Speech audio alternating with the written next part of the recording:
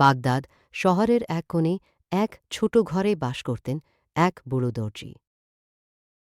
সারা জীবন অনেক কষ্ট করে তিনি আল্লাহর ইবাদত করেছেন এবং হালাল উপার্জনে সংসার চালিয়ে শেষ বয়সে এসে তাঁর চোখের দৃষ্টি দুর্বল হয়ে যায়।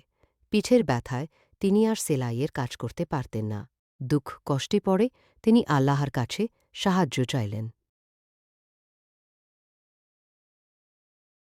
তিনি আর কাজ করতে পারেন না, খাওয়ার জন্য কিছুই নেই, ঘরে এক লোকমা খাবারও নেই।